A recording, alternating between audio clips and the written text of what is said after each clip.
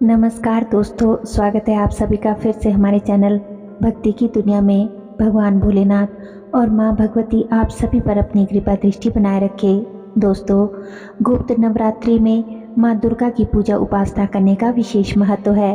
वैसे तो हम लोग जो प्रत्यक्ष नवरात्रि होती है उसमें मंदिरों में जाकर माँ दुर्गा की पूजा अर्चना करते ही है, लेकिन गुप्त नवरात्रि में भी हमें माँ दुर्गा का पूजन अवश्य करना चाहिए। खास करके जो 10 महाविद्याओं का जो पूजन है वो गुप्त नवरात्रि में होता है और मनोकामनाओं की पूर्ति जो है वो दुर्गा के जो अलग अलग रूप है वो अवश्य करते हैं। तो 10 महाविद्याओं का आपने नाम सुना ही होगा।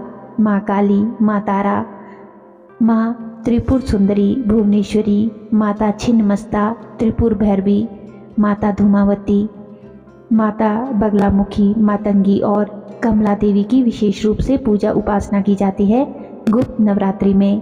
तो जो लोग इस गुप्त नवरात्रि में माँ की पूजा अर्चना करते हैं, उनकी साधना करते हैं, उन्हें जो विशेष तरह के जो संकेत है माँ अवश्य देती है।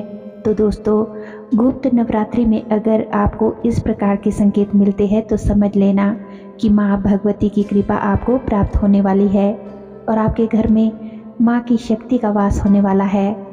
दोस्तों, गुप्त नवरात्रि का जो समय होता है वो बहुत ही विशेष होता है, बहुत ही एनर्जी वाला समय होता है। जो भी भक्त इस समय की वैल्यू को समझ गया, मानो कि वह अपने जीवन में तर गया। अगर आप इस दिव्य समय को पहचान गए तो कोई भी आपको दिव्यवान बनने से नहीं रोक सकता। कोई कितना भी आपका बुरा सोचे, आपको गिराने का प्रयास करे, आपके ऊपर तांत्रिक क्रिया करे, लेकिन वह कर नहीं पाएगा, क्योंकि जिस व्यक्ति के ऊपर माँ भगवती की कृपा होती है उसका कोई भी कुछ नहीं बिगाड़ सकता। इसीलिए जिसको अपने आराध्य की माँ की कृपा अगर आपको प्राप्त होने लग जाए तो इससे ज़्यादा वह माँ से क्या ही मांगेगा। तो दोस्तों, अगर गुप्त नवरात्रि में आप जो भी पूजा आदि कर रहे हो तो इस बात को आप समझ लीजिए कि आपको गुप्त नवरात्रि में ऐसे कुछ संकेत अवश्य ही प्राप्त होते हैं जिनसे आप ये पहचान सकते हैं कि माँ जगत जननी माँ भगवती की आपके ऊपर कृपा हो चुकी है।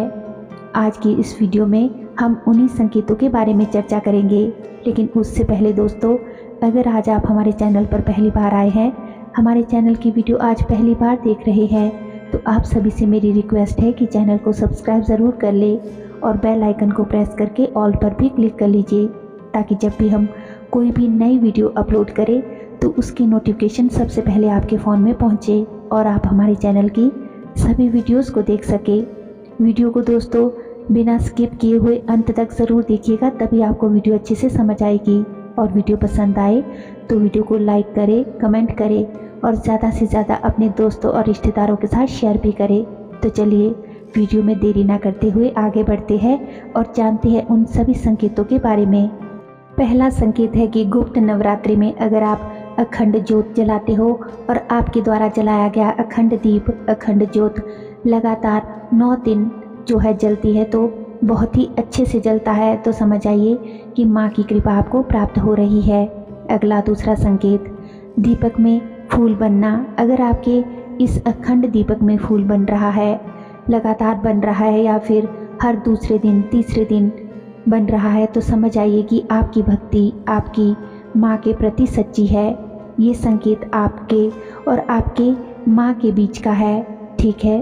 तो यदि आपके दीपक की ज्योत में बहुत ही सुंदर सुंदर बड़े छोटे फूल बन रहे हैं या अलग अलग तरह की आकृतियाँ बन रही है, दिल के आकार की, त्रिशूल के, ओम की, कमल की, बांसुरी या फिर चांद, डमरू, त्रिशूल आदि किसी भी प्रकार की आकृति बन रही है, तो ये सबसे बड़ा शुभ संकेत होता है भगवती की तरफ से जो आपको मिल रहा होता है।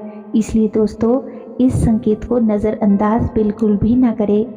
तीसरा संकेत अब ये होता है दोस्तों कि गुप्त नवरात्रि में जब आप माँ के आगे पूजा करने बैठते हो, उनका ध्यान करने बैठते हो, तो आपको आपके शरीर में सवारी आने जैसा महसूस होता है। आपको ऐसा अनुभव होगा कि आपका शरीर अपने आप ही आगे पीछे हिल रहा है, आपके शरीर के अंदर मूवमेंट होने लगी है और आपको अपनी शरीर बॉडी पर कंट्रोल नहीं रहता। तो ये क्यों हो रहा है, क्यों ऐसा महसूस हो रहा है? आपको तो दोस्तों ये ऊर्जा के कारण हो रहा है। सब कुछ उस माँ की दिव्य ऊर्जा के कारण ही ऐसा हो रहा है, क्योंकि एनर्जी का वातावरण है। समय जो है वो एनर्जी का है। जो पूजा पाठ आप कर रहे हो दूसरे अन्य दिनों की अपेक्षा गुप्त नवरात्रि में कई लाख गुना माँ आपको आपकी पूजा आराधना का फल देती है। चाहे आप दुर्गा सप्तशती का पाठ कर रहे हो, माँ दुर्गा चालीसा आप लगातार कर रहे हो, या फिर आपके चारों तरफ जो है नवरात्रि के समय में एनर्जी का एक खास जो है समय होता है। आप इस बात को इस प्रकार से समझे कि जो ये नवरात्रि है यानी कि माँ के 9 दिन 9 रात्रि, तो जब रात के समय आप माँ की पूजा करते हो, साधना करते हो, उनका आवाहन करते हो, यदि कुछ भी करते हो तो इस रात्रि के समय आपको माँ संकेत अवश्य देती है। आपको उन संकेतों को अवश्य ही समझना होगा। आपका जो शरीर हिलने लगता है मतलब कि माँ की ऊर्जा का समावेश आपके शरीर में हो रहा है। आइए अब जान लेते हैं चौथे संकेत के बारे में। चौथा संकेत, माँ की पूजा करते समय जब आप उनको भोग लगाते हो तो उस समय ऐसा होता है कि आपको बहुत अधिक क्रोध आए, आपको जो है गुस्सा उत्पन्न हो। आप पूजा कर रहे हो और पूजा करते करते ही आपको अचानक से छोटी छोटी बातों पर ही गुस्सा आने लग जाए। एक बार आए, 2 बार आए और बार बार आए। आप कोशिश भी करते हो कि मुझे क्रोध ना आए, फिर भी क्रोध बार बार आता है। तो दोस्तों आप ये समझ जाइए कि ये भी माँ दुर्गा, माँ काली की तरफ से ही एक संकेत होता है और ये संकेत आपको समझना होगा। दैवी शक्तियों का ये संकेत होता है कि पूजा के दौरान, साधना के दौरान अगर आपके अंदर क्रोध उत्पन्न हो रहा है तो आपके इष्ट देवी या देवता जो उनकी जो दैवी शक्ति है वो आपकी परीक्षा ले रही है। इसीलिए आपको क्रोध नहीं करना है। बस ये बात आपको ज़रूर याद रखनी है कि आपको शांत रहना है, स्वयं से काम लेना है। पूजा साधना के दौरान एकदम शांत रहना है। तभी आपको जितना भी क्रोध आए, लेकिन आपको क्रोध नहीं करना है, कंट्रोल रखना है, क्योंकि यही तो आपकी जो है परीक्षा है और आपको इस परीक्षा में फेल नहीं होना है। आपको इस परीक्षा को पास करना है। अगला संकेत, पांचवा संकेत है कि अगर स्वप्न में आपको महसूस होता है कि कोई छोटी बच्ची, छोटी कन्या आपको सपने में दिखाई दे रही है, आपको आशीर्वाद दे रही है या आपको चुनरी पहना रही है, आपको कोई फल या आशीर्वाद दे रही है, तो छोटी कन्या जो है आपको या फिर गले लगा रही है। छोटी बच्ची, नन्ही बच्ची माँ का रूप होती है, जो आपके ऊपर माँ की कृपा होती है। तो इस प्रकार के संकेत आपको स्वप्न के माध्यम से होते हैं। 10 महाविद्याओं की साधना करते वक्त कुछ ऐसा भी महसूस होता है दोस्तों जिससे आप भयभीत हो सकते हो। तो अगला संकेत है कि सपने में आपको देवी माँ के उग्र रूप के दर्शन भी हो सकते हैं। कुछ डरावने सपने भी आपको आ सकते हैं, डरावने अनुभव भी आपको हो सकते हैं, लेकिन उस समय आपको डरना नहीं है, क्योंकि दोस्तों अगर आपका विश्वास आपकी देवी माँ पर पूरी तरह से अटूट है, आप सच्चे मन से अपनी देवी माँ को मानते हैं, उनकी पूजा उपासना, उनके व्रत आदि भोग आदि आप उनको दे रहे हैं, तो आपको कुछ नहीं होगा। बस अपना मन सच्चा रखें और सच्चे मन से उनकी आराधना साधना करते रहिए। एक बात दोस्तों और कि आप उतना ही पान कीजिए जितना आपके पेट में जा सके।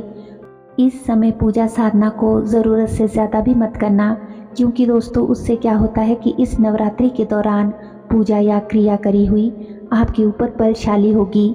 यह समय जो होता है फुल एनर्जी से भरा हुआ होता है, तो यह माँ की एनर्जी आपके ऊपर, आपके भीतर आएगी तो आप उसे संभाल नहीं पाओगे, क्योंकि ये नवरात्रि का समय होता है। तो इस समय को पहचानिए, जानिए। एक देवी माँ का इस समय आपके ऊपर जो हाथ है और आप इस गुप्त नवरात्रि में माँ की पूजा कर रहे हैं, कोई पाठ कर रहे हैं, भोग इत्यादि कर रहे हैं, तो माँ अपने भक्तों को संकेत ज़रूर देती है और ये दिव्य शक्ति नवरात्रि के दिनों में आपकी परीक्षा भी ज़रूर ले सकती है। इसीलिए आप तैयार रहे, बस आपको घबराना नहीं है, भयभीत नहीं होना है।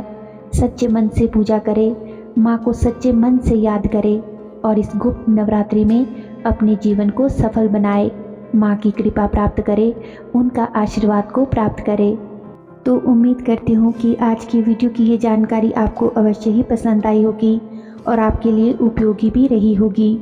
वीडियो पसंद आई हो तो वीडियो को लाइक करें और कमेंट ज़रूर करें, और ज़्यादा से ज़्यादा अपने दोस्तों के साथ, रिश्तेदारों के साथ, और जो भी लोग इस नवरात्रि में व्रत रख रहे हैं, माँ की पूजा अर्चना कर रहे हैं, उन लोगों से इस वीडियो को शेयर ज़रूर करें।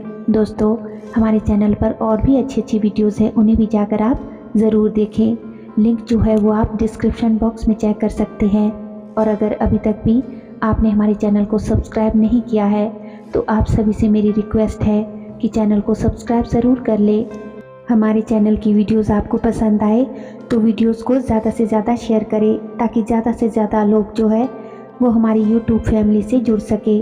तो चलिए मिलते हैं एक और नई वीडियो में नई जानकारी के साथ। तब तक के लिए आप सभी खुश रहिए, अपना ख्याल रखिए और अपनी आध्यात्मिक यात्रा में आगे बढ़ते रहिए।